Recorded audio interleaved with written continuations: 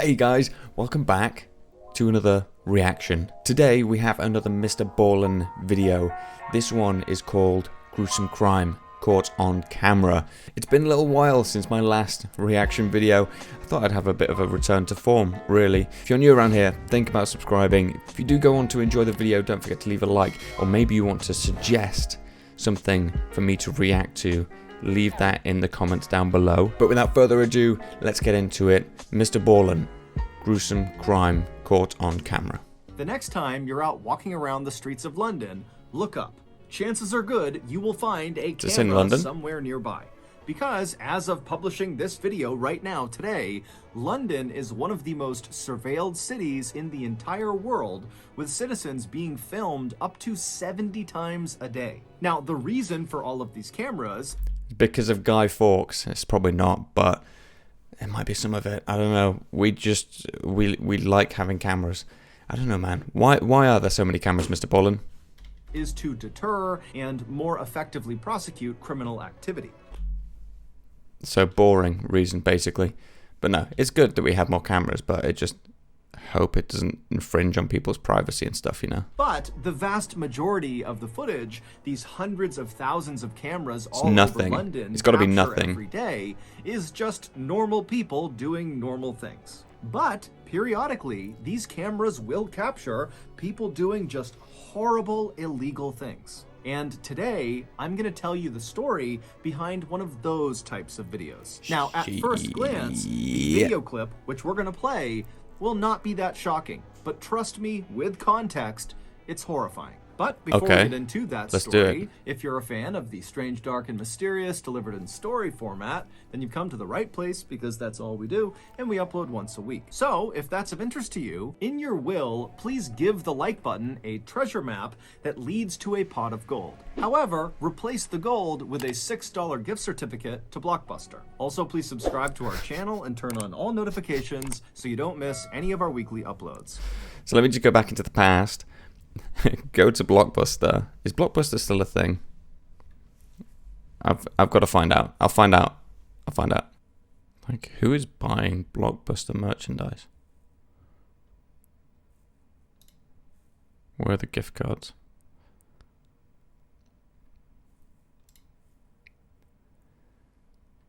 Like, they're really going hard on the fact that they're the last Blockbuster. And I absolutely love it. I absolutely love it. It's in Oregon. You've got iron-on patches, you've got playing cards. Oh my god, they have everything. That's incredible. But unfortunately, MrBallen, I don't think they have gift cards. They got glasses, they got magnets, they got movie posters. The last Blockbuster movie. What is this? Anyway, I'm getting massively sidetracked. Let's get back to the video, man. Okay, let's get into today's story. Eye in the sky. Along with those diamonds. On the morning of Friday, June 11th, 2021, in a suburb in the northwest of London, a man named David Klein woke up to his early morning alarm. David rolled out of bed, he got dressed, and he very carefully made his way downstairs to start getting ready for work. As David moved around this old brick house he was in, he was very careful not to make much noise because he didn't want to wake up his roommate, a 67-year-old widow named Deborah Chong. Deborah was technically David's landlord, but she didn't charge him any rent. The two had met in church, and when Deborah had learned that David didn't really have a place to live, she had immediately volunteered her house and told David to come live with her for free. David couldn't believe her generosity and immediately took her up on the offer. And then after he had moved in, he learned that he was far from the first person who Deborah had allowed to come and live in her house rent-free. It would turn out Deborah, whose late husband had given her a ton of money in his will, felt like it was her responsibility and her duty to use her ample resources to house people that were kind of down on their luck. She said it was her way of serving God. Also, David got the impression that Deborah just liked having people living with her in her home. It made her happy. But David would notice a distinct change in Deborah's personality around the time the COVID-19 pandemic started in early 2020. Yep. At that time, Deborah, like many other people, was very concerned about this global health crisis and wanted to learn more about what was happening and what could happen in the future.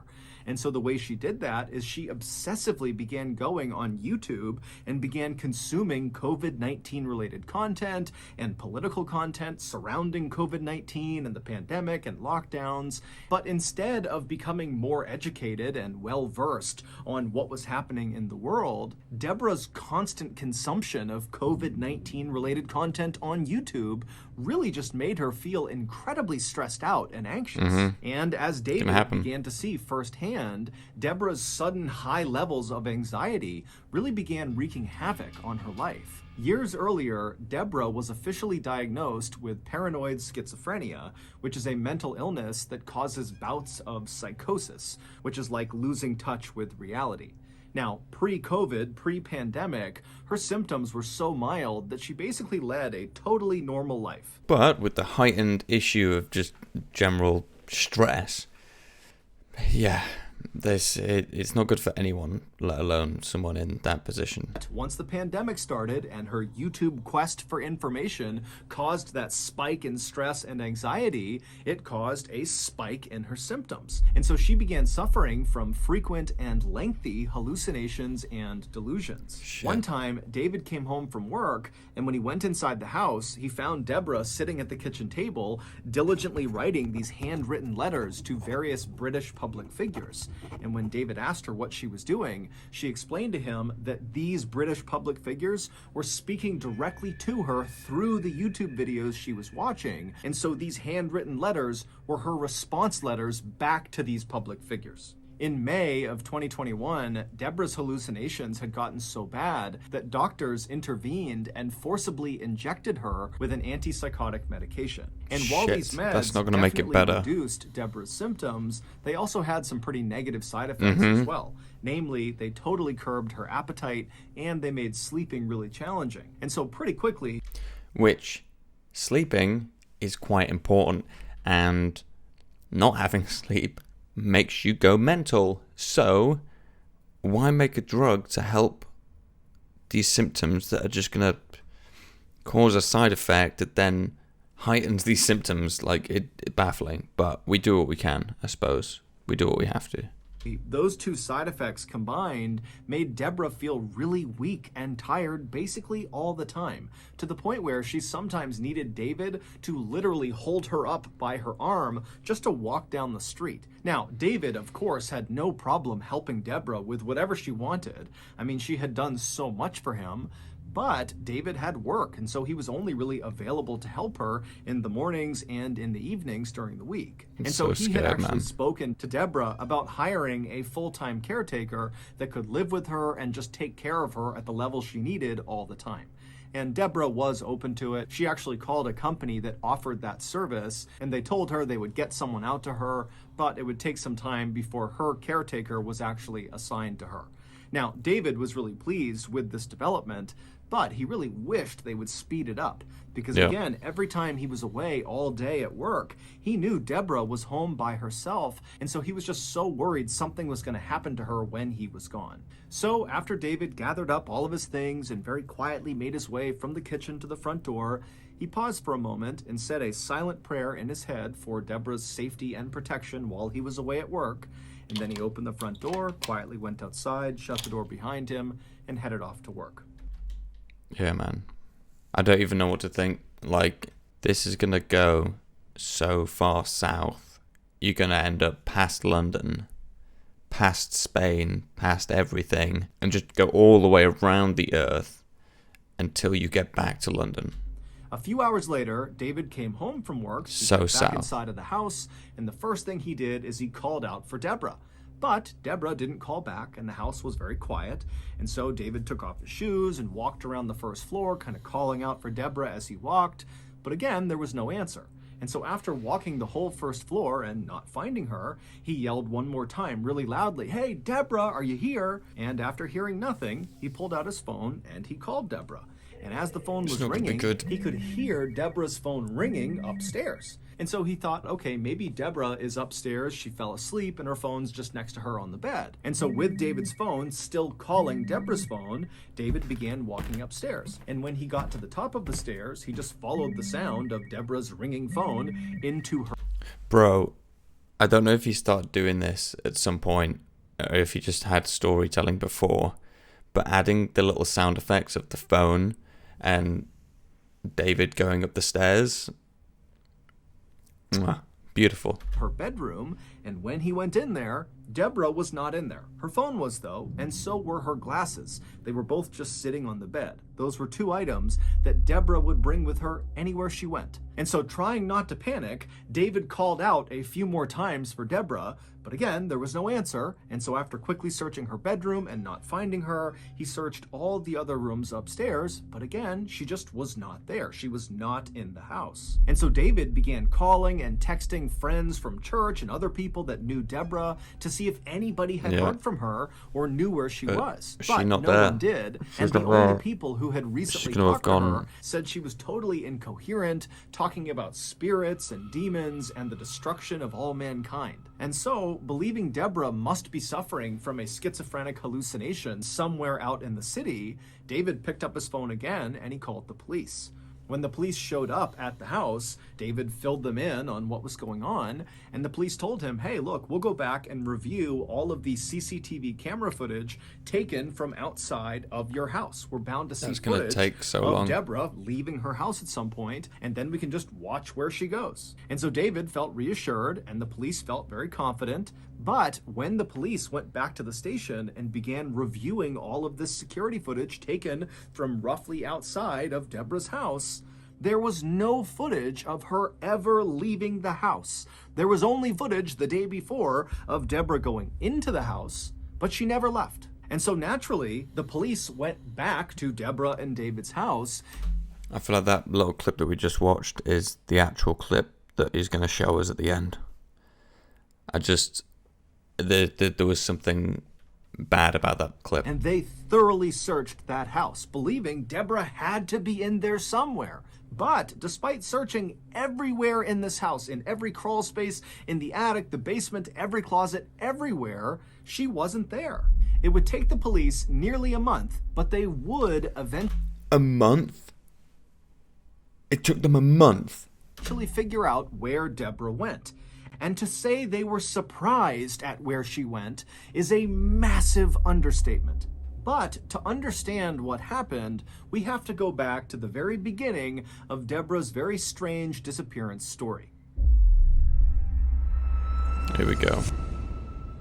It all started about 10 months before Deborah actually went missing in August of 2020. That month, Deborah met a 36-year-old woman named Gemma Mitchell at one of her church prayer groups. Like Deborah, Gemma was very religious, and so the two women became fast friends despite being 30 years apart in age. Deborah would confide in Gemma about her mental health struggles, and Gemma would confide in Deborah about her house/financial troubles. Basically, Gemma, a couple years earlier, had given money to a contractor to fix up her house, but the contractor had taken her money, not done any work, and then run off, basically robbing Gemma. But Gemma really needed to do these renovations, and so she wound up hiring a second contractor who did begin work, but during this process, Gemma realized she would never be able to recover the money that was stolen from her from the first contractor, and so when she realized she wasn't going to get that money, she knew she would not be able to fully pay the second contractor for his work.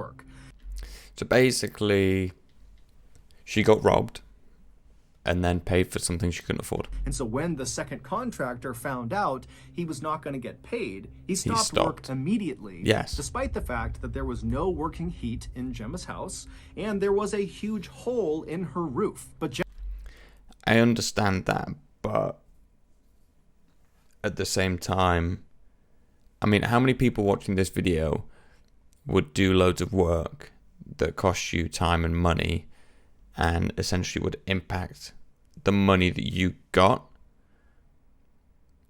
and what the money that you basically survive on would you carry on doing that work knowing you're not going to get paid? Or would you go do a job where you would get paid and still work?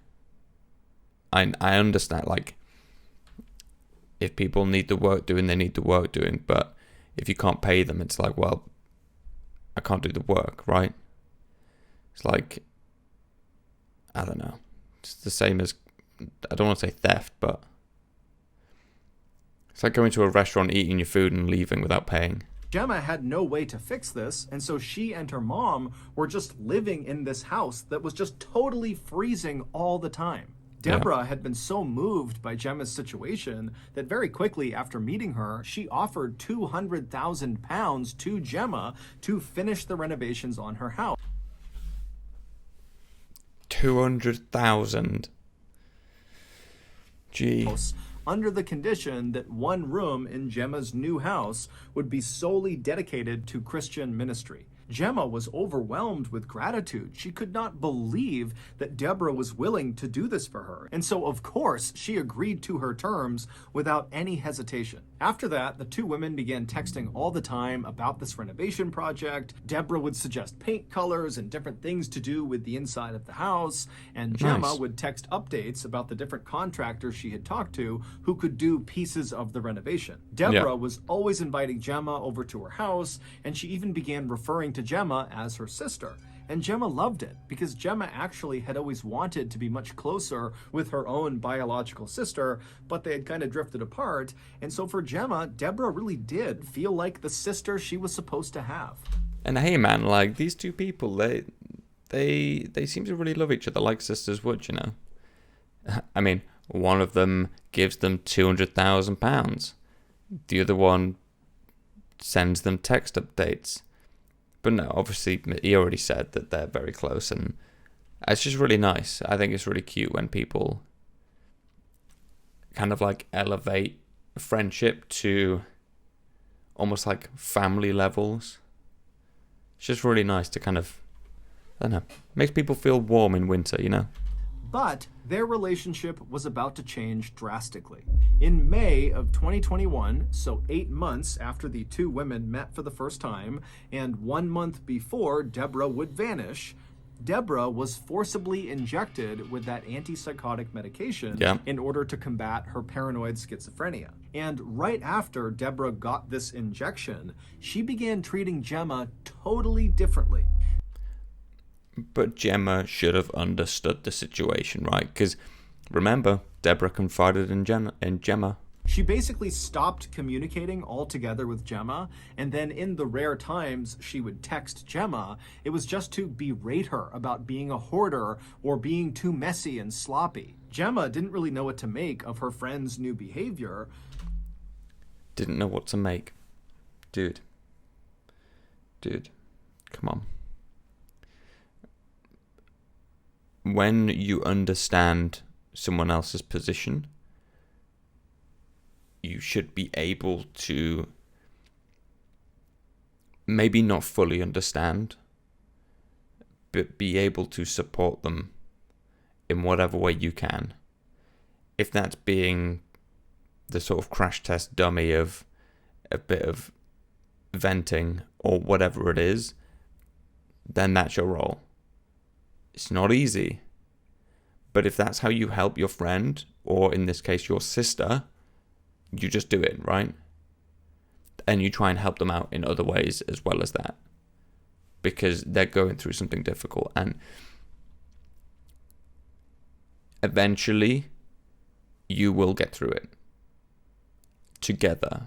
Not as, oh, well, she called me that. It's like, yeah, but dude, she's on the side effects of this injection that she had to get because of XYZ. Like, come on. But she knew, Deborah was going through a really tough time. Thank you. And so Gemma just kind of took the abuse and did.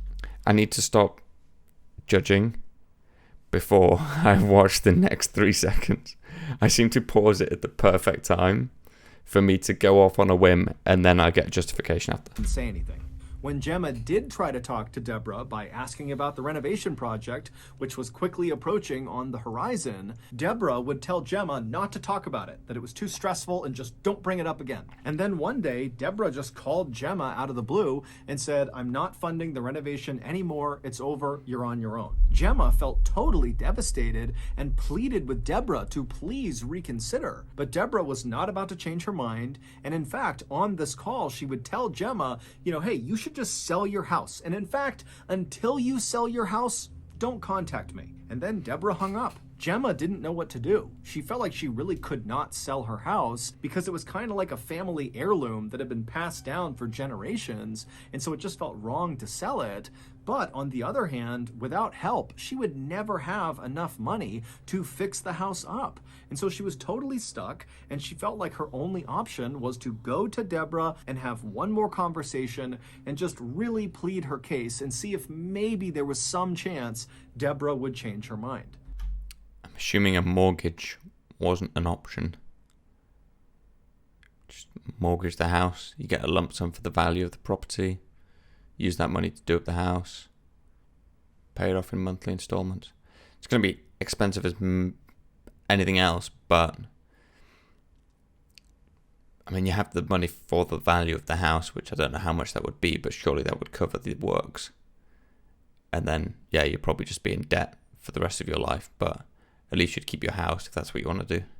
So, on the morning of June 11th, 2021, so this is the day that Deborah goes missing, Gemma showed up on Deborah's porch and rang her doorbell. She arrived just after David had left for work. A few moments later, Deborah slowly made her way to the door. She opened it up. She saw Gemma out there and asked, what's going on? And Gemma just very politely said, "Would you please let me come in? And can we just talk one more time about the renovation?" And Deborah, who was not very enthused at the idea of having this conversation, said, "You know what? Okay, come on in." And so Gemma would go inside, and the two women would go sit down, and they'd exchange some pleasantries.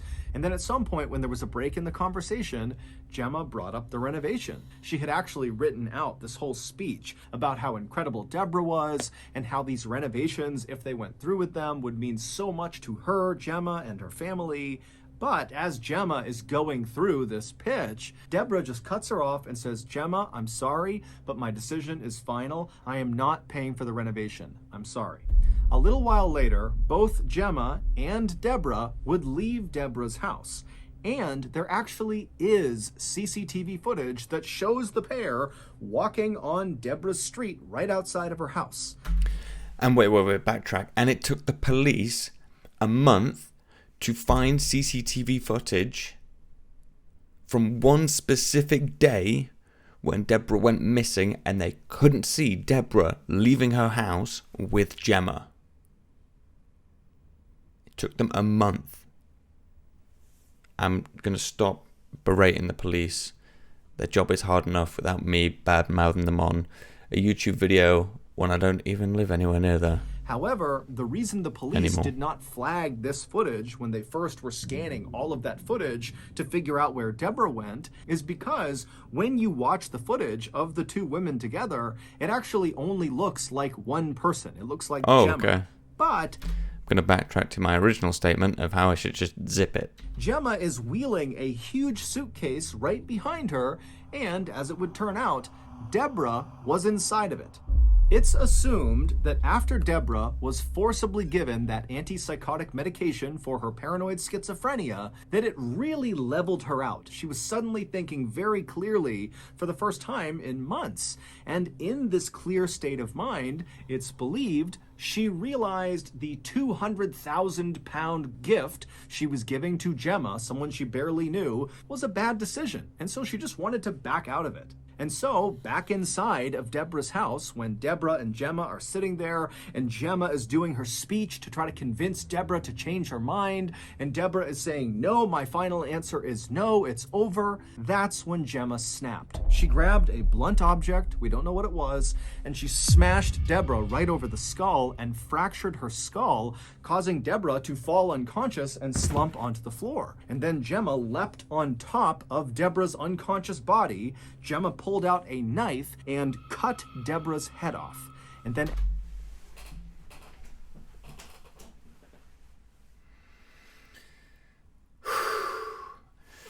Dude, I forgot. I forgot. MrBallen, I'm sorry, I forgot. I shouldn't. Look at his eyes. I forgot how brutal these videos could be. Afterward, Gemma cleaned up all the blood in the house and then stuffed Deborah's body and head into that big suitcase. And then after Gemma stole several legal documents and a copy of Deborah's will, she walked out of Deborah's house with Deborah in the suitcase behind her. Gemma would walk with Deborah all the way back to her house, and then she would leave the suitcase, with Deborah still inside of it, in her backyard. She would just leave it there for 2 weeks, and then after those 2 weeks, Gemma would take the suitcase. Would it not smell really bad after 2 weeks? Again, still with Deborah's body inside of it, and transport it 250 miles away to a seaside town where she would dump it. And in that seaside town, some vacationers would discover Deborah's body and call it into the police. On July 6th, 2021, police would arrest Gemma on suspicion of murder. When they arrested her, they showed up at her house and used a battering ram to smash in her front door. And then when the door finally literally smashed open, Gemma was just standing there waiting for the police, as if she knew this was going to happen, and she's just waiting to be taken away. When the police would actually go into Deborah's house and search it, they would find a fake copy of Deborah's will where all of Deborah's estate was handed over to Gemma and Gemma's mother.